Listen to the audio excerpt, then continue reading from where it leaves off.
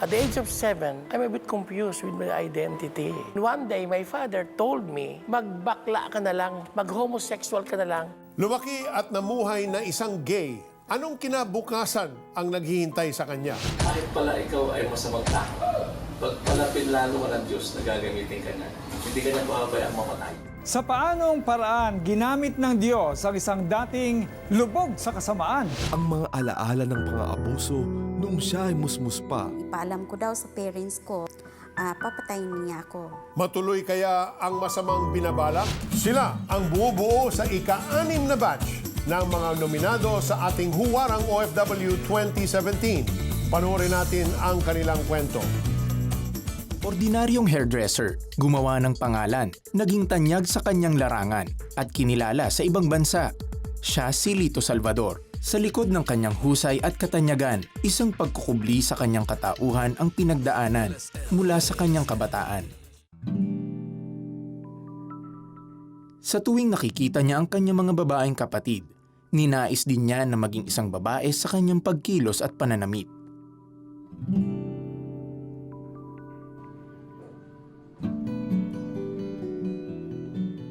At the age of 7, I was in elementary. I'm a bit confused with my identity.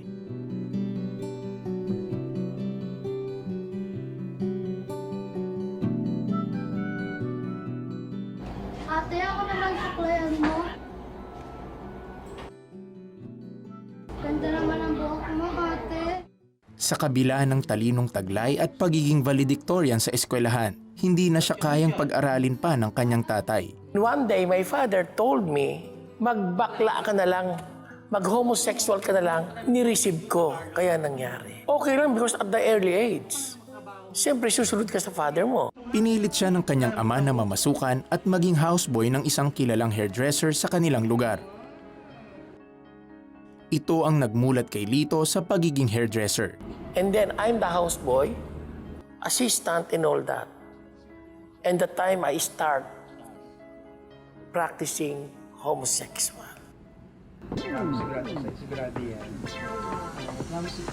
Sa paglipas ng panahon, naging daan ang kanyang trabaho upang makapangibang bansa si Lito at makarating sa UAE o United Arab Emirates.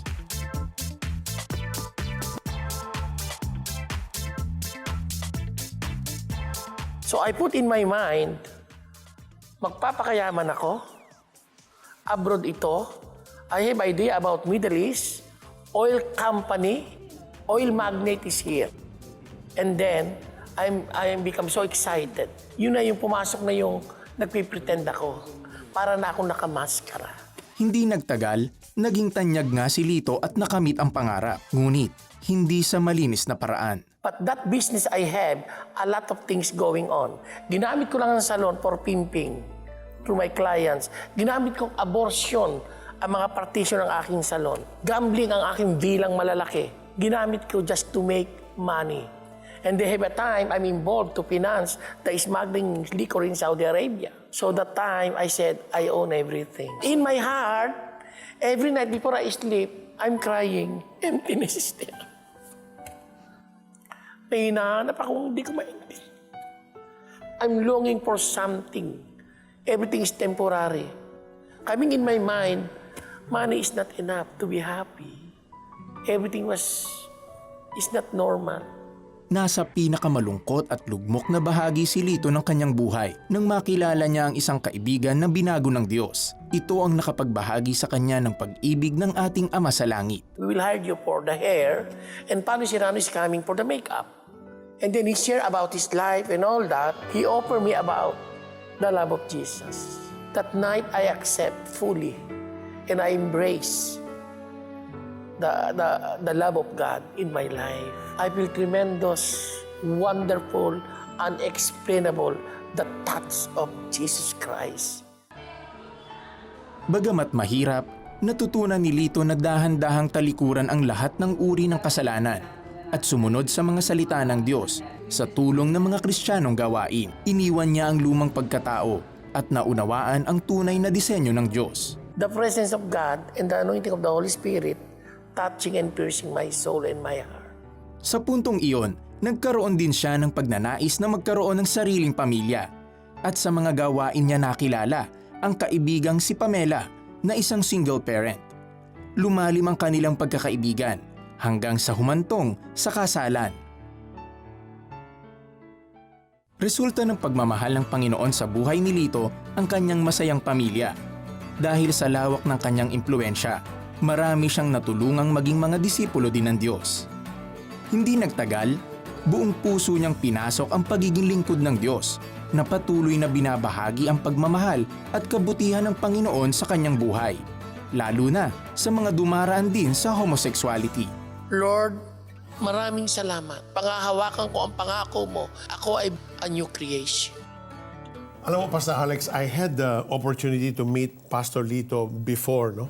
Pero yung first trip na yon, hindi kami nagiging talagang close, although I met him. But itong year lang, itong 2017, when we went to Dubai, dahil ngayon, nalipat na yung church niya sa Dubai, we stayed there for 2 weeks. I really got to meet him, Sister Pamela, and then understand yung ministry niya. Grabe yung ministry niya, Pastor Alex. Kasi yung mga Bible study na ginagawa niya, no, starts at 12:30 a.m. Because all the gays, all the hairstylists, all that community, mga creative people na ganun, they end their work very, very late or early morning. Tsaka lang uumpisa ng Bible study. Magbubus yan, magpa-public transportation just to go to see them and then come back at 2:30 a.m. in the morning. He would do that for years. Nagkaroon siya ng passion to minister to the gay community, and lives are being changed because of Pastor Lito. Grabe yung sakripisyo ni talaga. Pastor Lito. Walang katulad. Ang naalala ko kasi diyan ay yung tayo kasi tinatawag ng Panginoon na tayo'y kanyang mga servants. Tayo'y mga alipin niya. And because God is a holy God, tayo pala ngayon ay hindi dating alipin ng Diyos, alipin ng kasalanan. At ngayon tayo'y nailipat na sa pagiging alipin ng kabanalan. Ibig sabihin, isang malaking karangalan na tayo'y naglilingkod sa Panginoon. Hindi tayo pwedeng magreklamo, alipin nga eh. Amen. But this time, we have a new master. And God recreated us into a wonderful creature, a new creature. He has given us a new spirit and a new heart. Kaya nga nilikha ng Panginoon, lalaki at babae lang. Amen. Mababasa natin sa Genesis 1:27. Kaya't nilikha ng Diyos ang sangkatauhan ayon sa kanyang imahe. At sa kanyang larawan nilikha ng Diyos sila, lalaki at babae ang pagkakalikha sa kanila. Walang nilikha ang Diyos na homosexuals. Walang ipinanganak na gay, walang DNA na ganun. Kaya't ang homosexuality, Peter, para lang malinawan natin, ito ang ating stand, no? Na iyan ay isang preference, isang lifestyle na pinili ng mga tao na maging ganun sila. But, in the beginning, it will never change. God is the same yesterday, today, and tomorrow. Nilikha ng Diyos lalaki at babae. All you have to do is to look down. Whenever you do those basic things, hindi pwedeng magkamali ang Diyos. Amen. Hindi pwedeng, doon sa mga iba ang kanilang mentality, but we're talking here about the mind of God. Na nilikha niya upang magkaroon ng maraming mga anak na babae at lalaki upang maipakalat ang kaharian ng Diyos. Yun ang purpose ni God eh. That's why, doon sa susunod na verse sinabi, kaya dapat magpakarami kayo. At punuin ninyo ang daigdig. At kayo ay magkaroon ng dominion sa lahat, pati ang mga isda sa karagatan, sa mga ibon sa kalangitan, at sa bawat nabubuhay na kumikilos at gumagapang sa mundo. Kaya kung kayo po ay yung nagsasabing kayo ay confused, well, yan talaga ang gustong mangyari ng kaaway. Yung agawin ang inyong identity.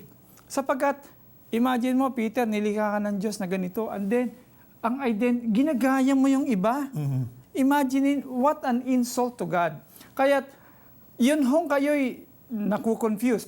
Palagay ko, yun ay pressure ng mundo sa inyo because the world also wants to take you out from your real identity.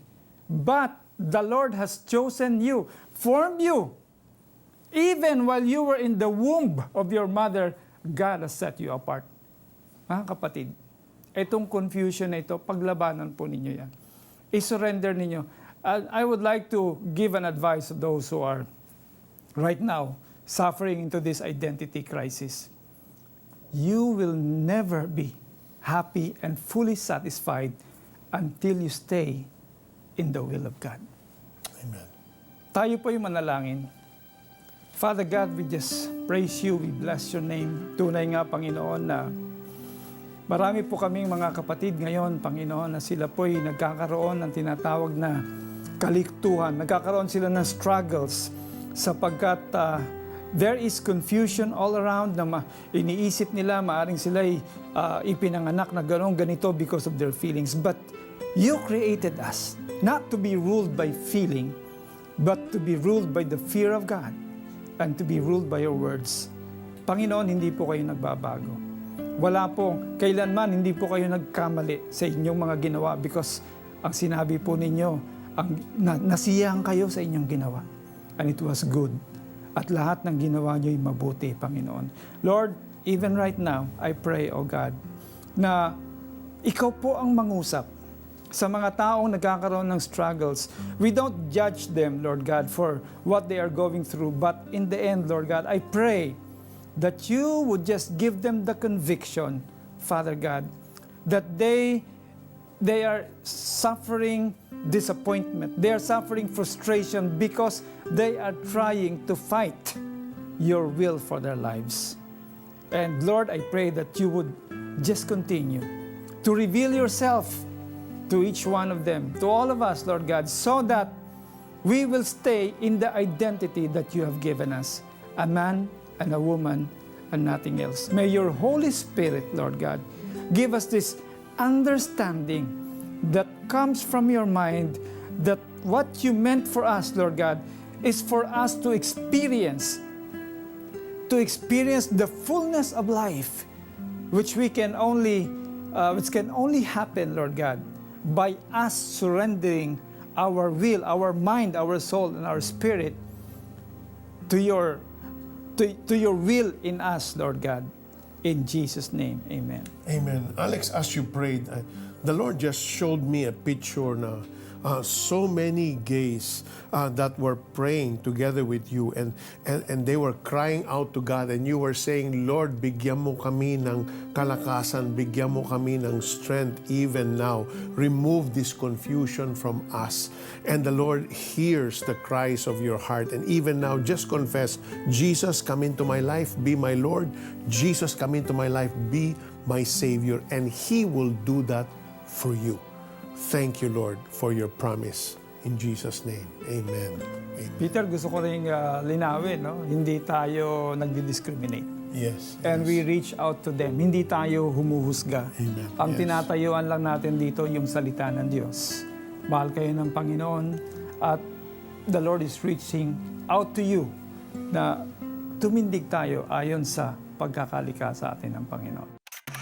Sumabay ba kayo sa pagdarasal at tinanggap si Jesus bilang iyong Diyos at tagapagligtas? Ibahagi niyo naman sa amin. Please text yes, space the 700 Club Asia at ipadala yan sa aming smart number 0949-888-8001 at Globe 0917-406-5001 at Sun number 0925-300-3000.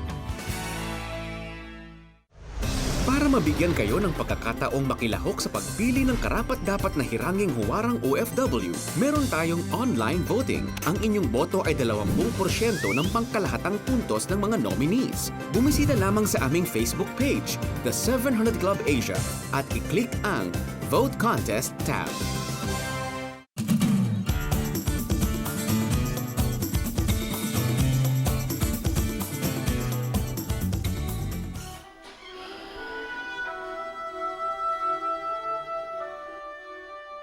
Ang mga alaala ng pang-aabuso noong siya ay musmus pa ang bumalot sa kaisipan ni Fina, lalo na't kamag-anak pa niya ang siyang sumira sa kanyang pagkababae. Ipaalam ko daw sa parents ko, papatayin niya ako. So dahil bata pa ako noon, natakot ako. So ang nakakaalam lang nito ang mga best friend ko. Kung kaya't hanggang sa kanyang paglaki, dala-dala niya ang puot sa mga lalaki. Dahil sa karanasan ko na yon. Ang tingin ko sa mga lalaki is hindi maganda. Tingin ko sa kanila, they are hayop lalaki na magkagusto sa akin, paghigantian ko. So, sasagutin ko sila. Pag nanliligaw sa akin, sasagutin ko sila. Pero, hihiwalayan ko rin. Gusto ko iiyak sila. Matapos makapagtapos ng kolehiyo, sinubok ni Fina na makapagtrabaho bilang medtech. Ngunit tila mapagbiro talaga ang tadhana at hindi siya pinalad.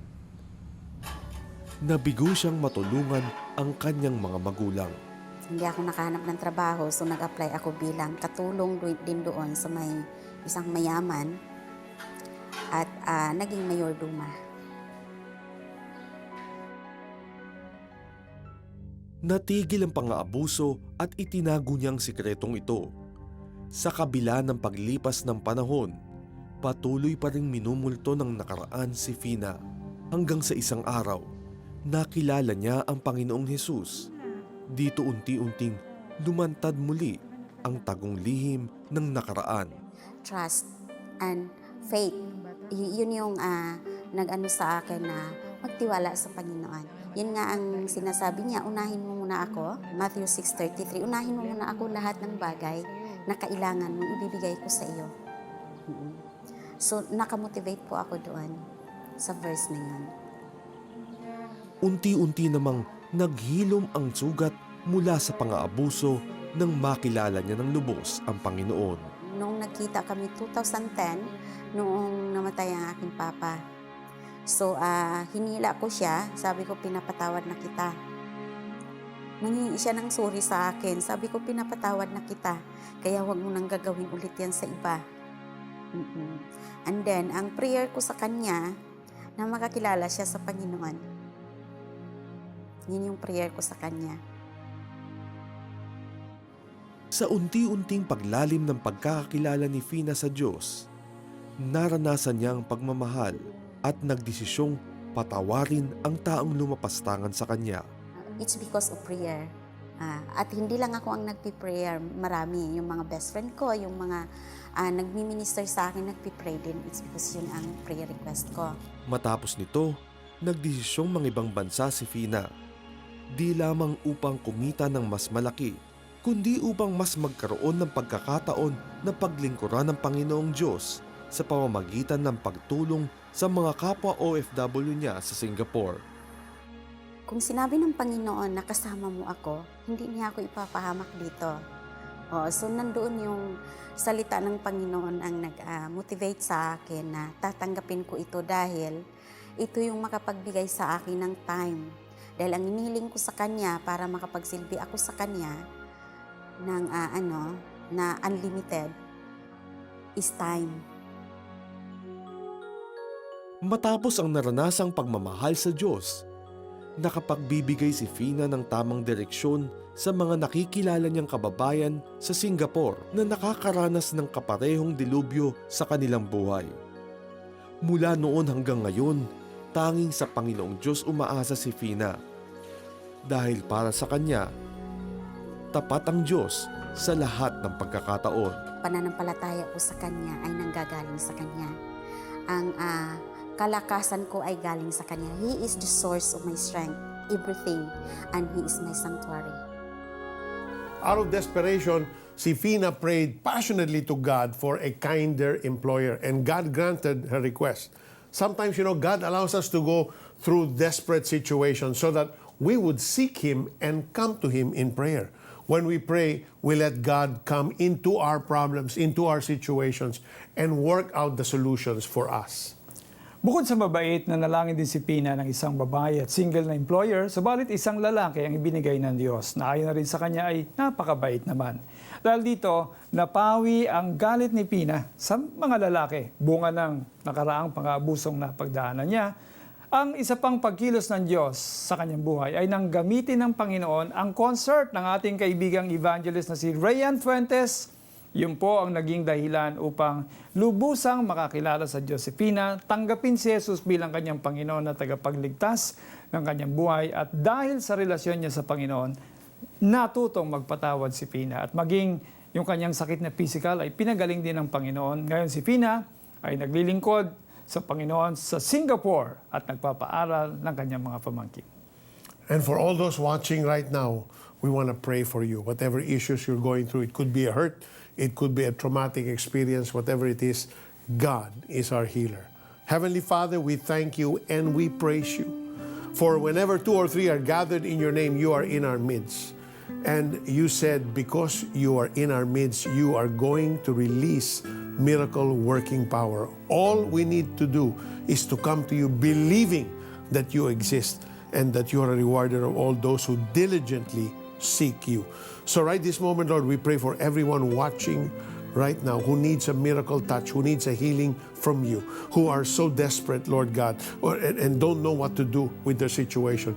So we declare the power of the name that is above every name. In the name of Jesus, be healed. In the name of Jesus, be set free. In the name of Jesus, that sickness, that infirmity can no longer stay in your body. Get out in the name of Jesus. We take authority over that illness now in Jesus' name. In Jesus' name. Someone who cannot see almost completely in your left eye, the Lord is opening up that vision. Receive that healing in Jesus' name. Someone who's about to have his lower leg, left leg amputated, nagkakaroon na, hindi na makakadaan yung, you have very, very poor circulation. The Lord is just releasing His mighty healing touch on you, and He's causing that circulation to flow normally now in the name of Jesus. Someone who hurt himself and you have severe lower back pain, the Lord is removing that pain, releasing His healing touch upon you. Receive your healing in Jesus' name. Here's how to vote for your favorite Huwarang OFW 2017 nominee.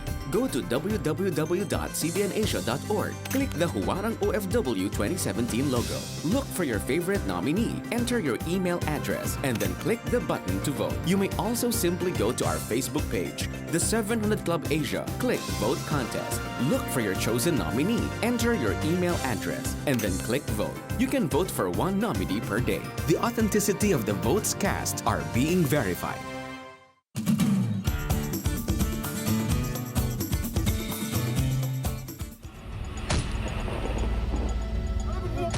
Tinuldukan ng pangyayaring ito ang desisyon ni Rene na isuko ang kanyang buhay sa Panginoong Diyos. Isang company driver si Rene ng isang mining company nang makaranas ng pananambang ang minamanehong sasakyan. Nagdesisyon siyang mas makabubuti ang magpunta na lamang sa Middle East upang doon magtrabaho. Dating babaero at manginginom, marami sa oras ni Rene ay nasayang lamang sa layaw ng laman. At nang siya ay magising sa katotohanan ng kamatayan, naging madali sa kanya ang isuko ang buhay sa Diyos. Dahil sa pag-ibig ng Diyos na kanyang naranasan, inalay na niya ang kanyang buhay sa paglilingkod.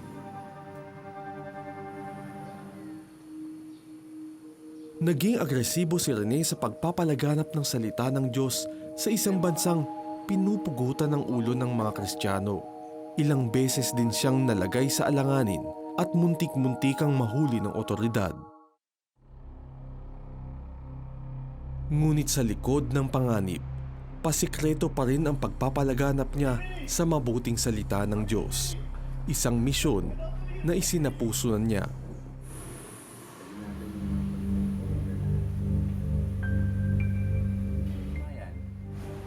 Pag may problema ka, manghinga ng tulong yung Panginoon. Ngunit tila matinik ang mga otoridad Pilit na pinatatalikod si Rene sa kanyang pananampalataya. Kapalit nito ang kanyang kalayaan.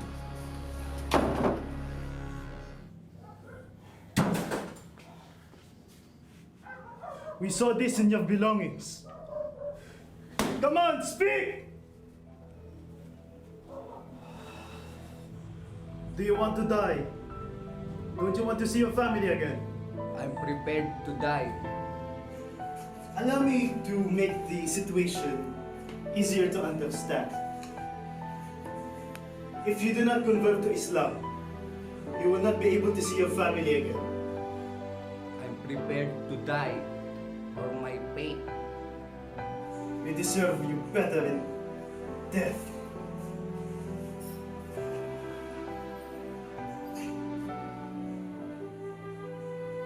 Bagamat nasa bingit ng kamatayan, hindi nito natinag ang kanyang pananampalataya sa Diyos. At sa huli, napawalang sala din si Rene. Nagpatuloy pa rin siya sa pagpapalaganap ng salita ng Diyos hanggang siya ay bumalik sa Pilipinas. Sa halip na panghinaan ng loob dahil sa pangyayari, lalong lumakas ang kanyang pananampalataya.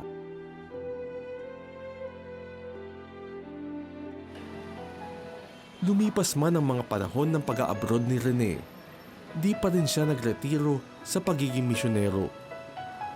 Dito sa San Mateo, aktibong nagpapastol si Rene sa isang simbahan. At bukod dito, malaking impluwensya sa maraming simbahan mula San Mateo, Antipolo at Marikina. Bagamat pinagsabay ni Rene ang pagkatrabaho at pagiging isang misyonero, hindi niya pinabayaan ng kanyang mga anak na pagtapos niya ang mga ito sa kolehiyo. Sa mahabang paglilingkod ni Rene, dumaan man sa mga pagsubok, patuloy pa rin siyang nananampalataya sa Diyos na tunay na naging tapat sa kanyang buhay. Napakalaking pasasalamat ko po sa Panginoon po sa lahat. Dahil sabi ko nga po, kung hindi ako nakakilala sa Panginoon, baka wala itong buhay na. Pag ginawa mong pastor ng buhay, mga Panginoon, hindi ka na makakilala. To leave your family and work as an OFW is a big, big sacrifice. To do the task of a missionary alongside your job, to provide for your family back home is even a greater sacrifice. That's the kind of life Rene led as an OFW. He experienced loneliness and being homesick, but he adjusted to a lifestyle that is so much different from his very own. He endured humiliation and fear when he was jailed for spreading God's word. Hindi man misyonero, marami sa ating mga OFW ang nakapagbahagi ng pagmamahal at kabutihan ng Diyos sa kanilang mga buhay. Kung hindi man sa salita, ibabahagi nila ito sa pamagitan ng mabuting gawa. Sa ganitong paraan, nakakatugon ang ating mga OFW sa napakahalagang utos ng Panginoon. That is Jesus' great commission, as we read in Matthew 28:18-20. All authority in heaven and on earth has been given to me. Therefore go and make disciples of all nations, baptizing them in the name of the Father, and of the Son, and of the Holy Spirit, and teaching them to obey everything I have commanded you. And surely I am with you always to the very end of the age. The life of an OFW and a missionary is a huge sacrifice. They leave their loved ones and comfort of home. They endure loneliness and being homesick, missing important events like birthdays, funerals, anniversaries. They adopt a culture much different from their own. They endure all these in the name of love of family, and of God. Thank you all for watching. We hope that you have been truly inspired and given hope by all the stories we featured on the show. God bless you more. Love the Word, live the Word. Ngayong Martes, Kiligin sa love story na nagsimula lang sa Facebook. So nakita ko yung picture niya, ganito kaganda, hindi ko kilala. kilalanin ang singer na pinutol ang dila. Triplets na hiwalay sa isa't isa. Magkikita pa kaya? Alamin kung paano mag-budget si Miriam Kiambao Roberto. Bata pa lang ako, tinuruan na nila na ako mag-save. Ang kanilang kwento at ang aming papremyo sa Ang linaw na sa akin ang lahat. Tampok sa The 700 Club Asia. Martes alas 12 ng gabi sa GMA pagkatapos ng Alisto.